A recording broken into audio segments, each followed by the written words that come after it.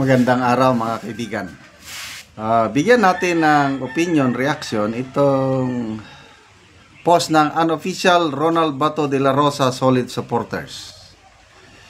Tatay Digong papadalhan ng imbitasyon para sa State of the Nation Address ni Pangulong Marcos.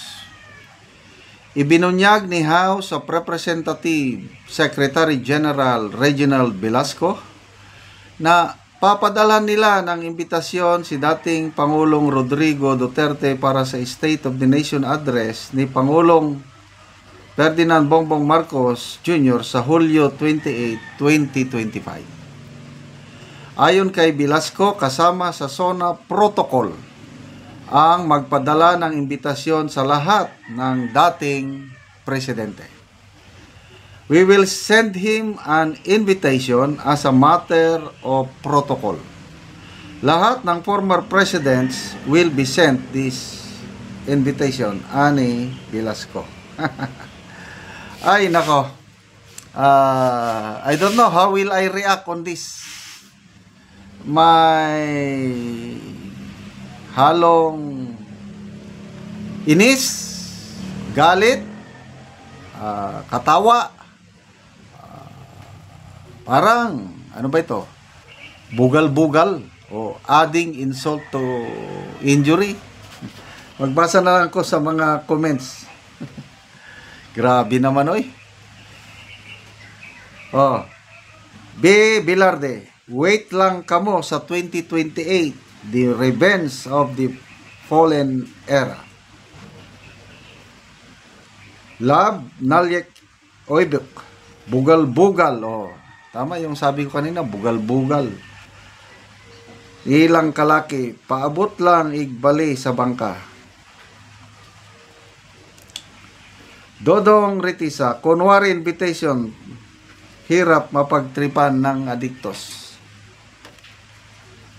Mamerto Sembrano, ganyan ang mga galawan ng mga sira sa pag-iisip, apektado sa ngagba. Resta Tubog, hindi lang bobo ang administrasyon, ngayon buang na talaga. Ereds Bas Unka, akala ko ako lang ang medyo nainis na galit. Lahat ng comments ito, galit na ata ito. Unsa naman inyong utok, oy? Ayan. Audrey May Rodriguez, this is like adding insult to injury.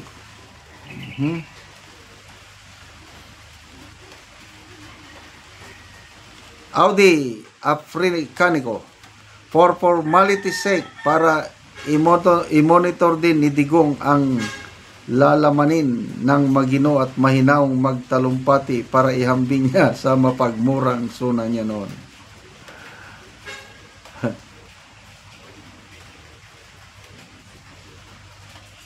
Check Siba Buenavides, pang-asar lang talaga, lumalabas na parang mga estupido. Jane Magali, naon sana ay ambot. Low Baranda, los pag solo mo, sona walay improvement, pol. Anyway, protocol man ko no, hay, edi. So be it. Kanya-kanyang gusto. Malala ko last year.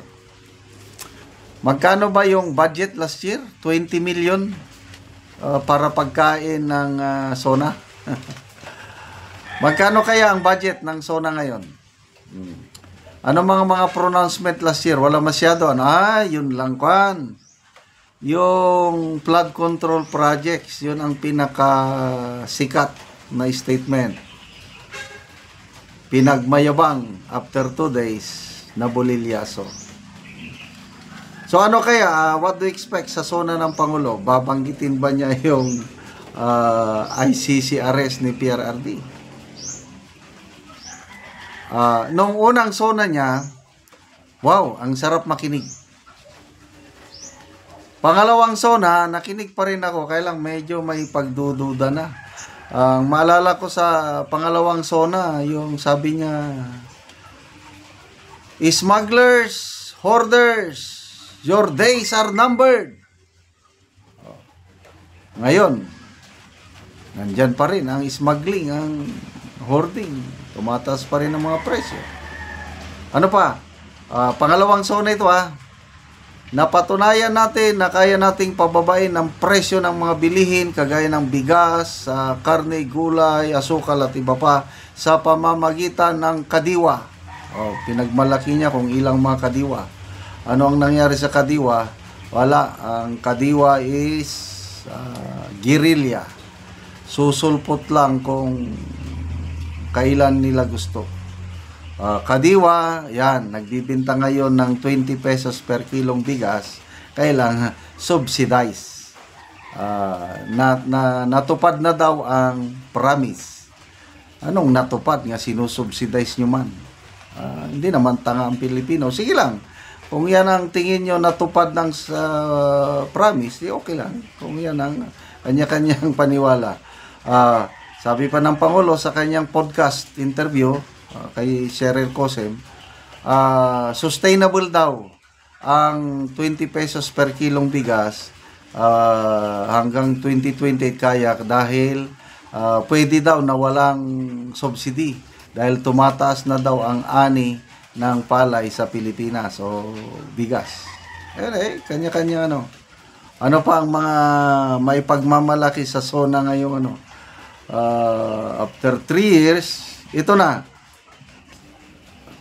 Rating. Anong nangyari sa rating? Pababa ng pababa. Mas mataas pa ang rating ng nakakulong. Kaya nung tinanong ng media si Jose Castro, bakit mas mataas pa ang dating Pangulong Duterte? Ang sagot na lang ni Auntie Claire, bakit pa kasi tinanong yan na irrelevant naman siya? Wala naman siya dito, nakakulong. Anong magawa niya kung gustong tanungin ng Pulse Asia? Ayon yung tanggapin na mas maraming nagtitiwala sa nakakulong na dating Pangulo kaysa yung nakaupo. So I don't know, wala na akong ganang makinig sa SONA kasi ang SONA puros na lang speech only, no action. So, salamat sa imbitasyon kay PRRD. Ano kayang reaksyon? Hintayin natin ang reaksyon ni BP Sara or ni Duterte family sa ipapadalang imbitasyon. Salamat mga kaibigan sa inyong pagsubaybay sa ating channel. Nakakatulong kayo ng malaki sa tribong Talandig ng Bukidnon. Dahil ang income natin sa channel na ito is pantulong sa tribo. Namimigay tayo ng libreng yero at pako para makapagpatayo ng mas disenteng tirahan ang tribong Talandig ng Bukidnon. Panoorin nyo ang video na ito. Pwede naman ang gaya yung tampo doon.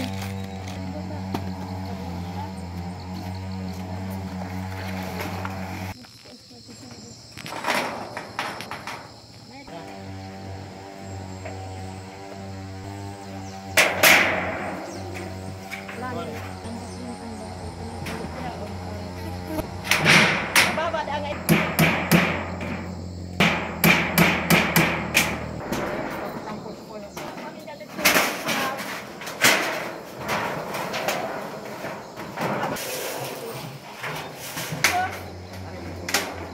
ug karon nindot tagid ka tan-awon ang balay ilang auntie. So ila na gyud na atop ang gihatag sila nga yero.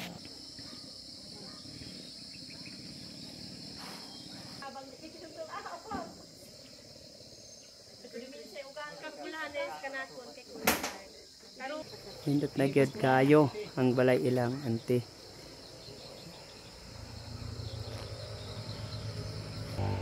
Salamat kaayo sir sa imong pagtabang labi sa Ginoo nga gigiyahan ka sa Ginoo nga motabang ka. Sir, salamat kaayo kay daghan pa kaayong nanginahanglan sa amoa. Unya sa labi sa imong kuan himo nga mo ay imong gisugo nga mag-tan-aw og mga pobre nga wala ilang ikapalit. So salamat kaayo sir. Daghan pa gid kaayo sir ang nanginahanglan dinhi sa among barangay. So kaya ako kutob sir, salamat kaayo sa Ginoo ra gid magbalo sa imong ha. Salamat kayo ante.